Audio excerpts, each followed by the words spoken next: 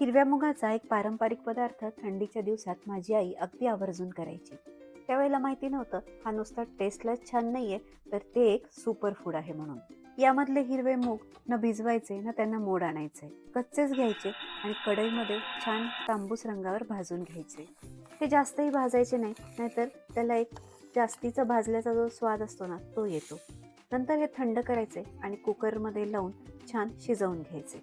मूग एकदा कुकरला लावून दिले ना मग करायची मसाल्याची तयारी. यासाठी घेतले 2 कांदे, थोड्याशा हिरव्या मिरच्या, गावरान लसूण, त्याच्यासोबत थोडासा आल्याचा तुकडा, घरचा कढीपत्ता, हा सुद्धा गावरानच आहे बरं का, त्याच्यामुळे ना हा अगदी दाट हिरव्या रंगाचा नाहीये, आणि थोडीशी कोथिंबीर.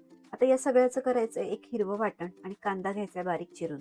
आता हा पदार्थ आहे ना डाएट फ्रेंडली आहे, त्याच्यामुळे कांद्यासोबत तुम्हाला बाकी पण भाज्या यामध्ये घालायच्या असतील तर घालता येतील. त्यानंतर पुन्हा गॅसवर कढई ठेवायची, तेल घालायचं आणि छान जिरे मोहरीची एक फोडणी तयार करायची. या फोडणीमध्ये आता घालायचा बारीक चिरलेला कांदा, आणि जर का भाज्या घालायच्या असतील तर त्या पण याच वेळेला घालायच्या.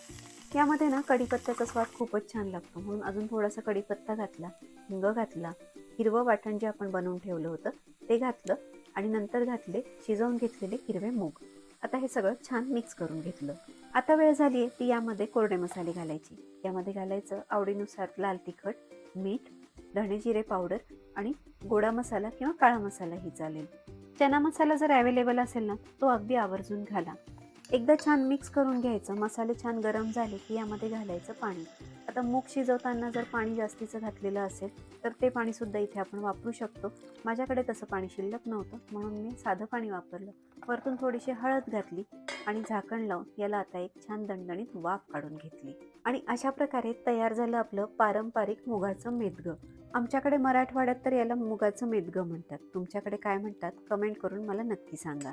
थोडं मॅशरने एकजीव करून घ्यायचं, झाकण ठेवायचं, आणि आता हे रेडी आहे सर्व्ह करण्यासाठी. तर अशा प्रकारे तयार झालेलं मुगाचं मेदगं मी तर गरम गरम भात आणि सॅलड सोबत सर्व्ह करते. आपल्याला हवं असेल तर आपण ठेचा आणि भाकरीसोबतही सर्व्ह करू शकतो. त्यासोबत मी दिलंय मस्त असं मधुर चवीचं थंडगार ताक. तर अशा प्रकारे कुठलीही पूर्वतयारी किंवा खूप जास्त इन्ग्रेडियंट्सचा वापर न करता सुद्धा अगदी चविष्ट झटपट झालेला हा पदार्थ 100% डाएट फ्रेंडली आहे.